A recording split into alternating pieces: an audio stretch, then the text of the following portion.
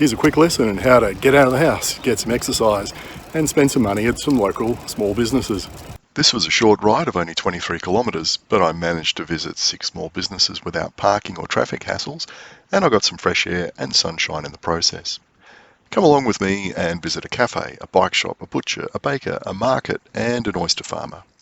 Along the way I'll bump into 4 people I know and have a chat, stop and enjoy the view from the new lookout, and finish off the day with a brief swim in the ocean.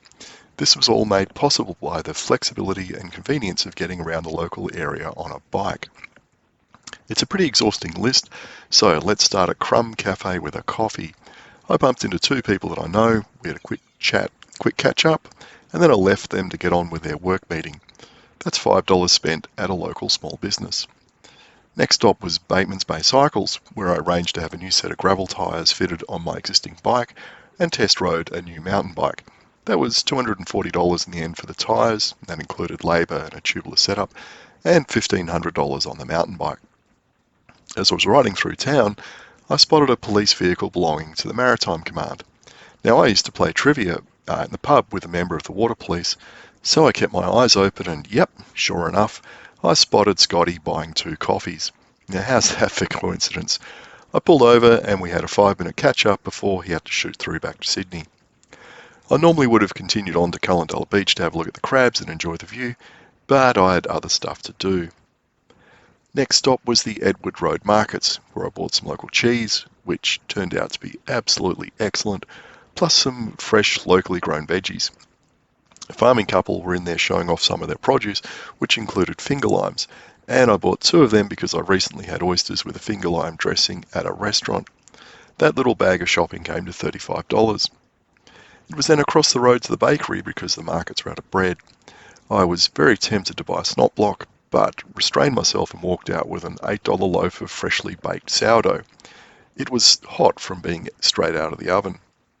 From there it was a short ride to Haven Quality Meats for $50 worth of chopped sausages and bacon.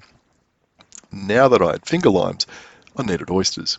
I could have ridden back across the bridge to the Ray Street oyster shed, but there's another oyster farmer who sells from his garage. Thankfully he was open, and I spent $15 on a dozen unopened bistro-sized oysters.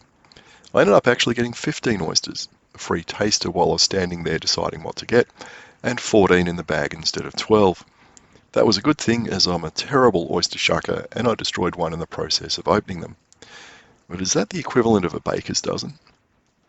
The last stop before heading home was to drop all that off was to go to the new lookout at Observation Point. I like to just sit there for 10 minutes and quietly watch the ocean and the seabirds and just do nothing. No devices.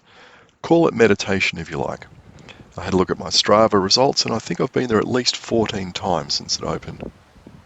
The water looked good on my way home, so my next decision was which beach to go to for a swim afterwards. I stopped at home to empty my panniers of 4 bags of shopping under the watchful eye of the food inspector. This was a pretty lightweight shop. I've lugged home over 10 kilos of meat from the butcher in the past.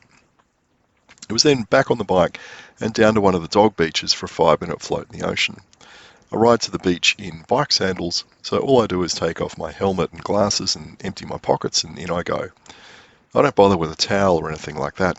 I just ride home dripping wet. While I was there, I bumped into a bloke that I'd spoken to at a recent electric vehicle expo. He was walking his dogs, so we had a chat about EV stuff and government and all sorts of things. Now that's not a typical day by any means, apart from stopping for the coffee, but it shows how easy it is to pack a lot in when you choose a flexible transport option. There was exercise, sunshine, fresh air, meditation, both in and out of the water, and conversation with 4 other locals. Plus I put $353 into local businesses on the